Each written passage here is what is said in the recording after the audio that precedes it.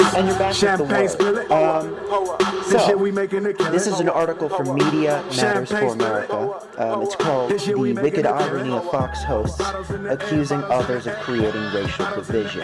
And it begins on last night's episode of the TV show The Five. Have you seen The Five? No. Okay. I don't have TV. Oh, that's correct. Well, it's just like it's four conservatives and one liberal sitting at a table talking about issues, basically. But this article says the host, Eric Bolling, claimed that Democrats strategically create racial division as a political strategy. Asked by fellow host Bob Beckel whether he believes that we sit around in the Democratic Party and want to have racial division, he replied, "I do, yes." Do you agree? I don't know that they want it for the same reasons we may be thinking. I think that any news outlet wants it because that's more news they can report. They shouldn't be kind of torching the Democratic Party, but looking at themselves, the news media. They want news. And race relations, that's hell. Yeah. Well, this article believes it was an absurd charge coming from Bolling, whose racial invective has included referring to the president of Gabon, his visit to the White House as a hoodlum in the his house, and suggesting that President Obama was chugging 40s during a state visit to Ireland. Co-host Greg Gutfeld chimed in claiming that racial warfare right now is the crack cocaine of CNN, MSNBC, and most college campuses.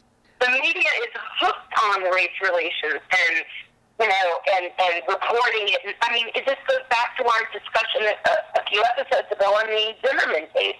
And I think that they are wrong to deny their role. I mean, they've been covering... They were covering Zimmerman as much as anybody. They were just on pro-Zimmerman. These news shows, they do follow scripts.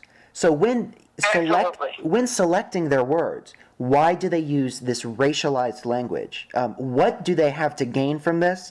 And do you think this is the audience that Fox News is trying to target? But Saturday Night Live even made fun of Obama after getting in his second term, where you see him again drinking malt liquor and having a big hip-hop rap party and being like, what are they going to do now I'm elected? And they really portrayed him as more of like a stereotypical... So you believe that we should so you believe we should evaluate news programs the same as comedy?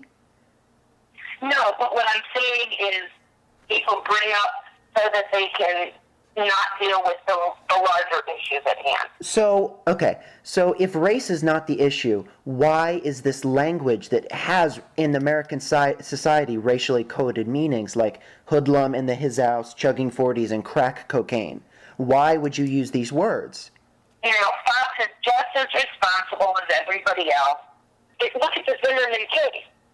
How much of the actual case was talked about compared to how much of the racial tension was talked about? Supposedly talking about this case for hours of the day. Right. But if you look at what was actually talked about, it was talked about white versus black.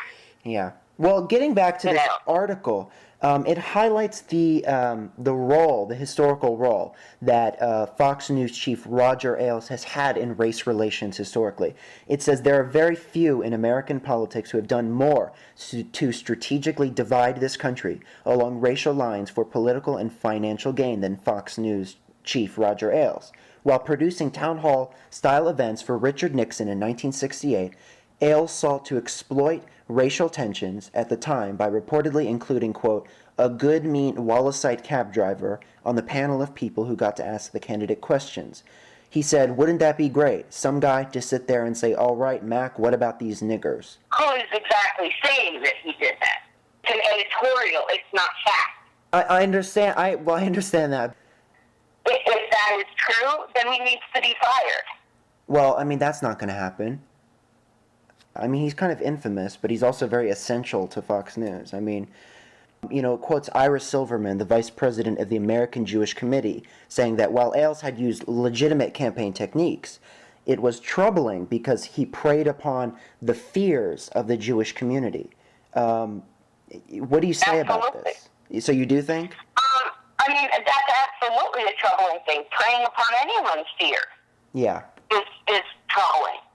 Would you also agree that, in his role as chief of Fox News, he's preying on the fears of white people in general? He uses whatever he can.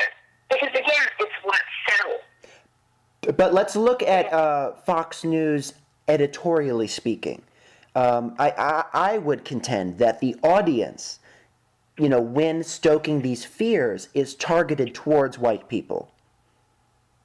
Oh, sure. And so this article just finishes up by giving some more examples of Roger Ailes using race to divide. That's the author's words. From the network's obsession with the new Black Panthers to, most famously, you've probably heard this quote, Glenn Beck suggesting that the president himself was a racist with a deep-seated hatred of white people and white culture. Oh, no. He loves white people, especially their money. And black people's money, and Asian people's money, and Latino money. He loves any money he can get. Ain't that the truth? He doesn't look at the color of your skin. He looks at the color of your dough. Absolutely. Absolutely. Yeah, I agree with that. I agree.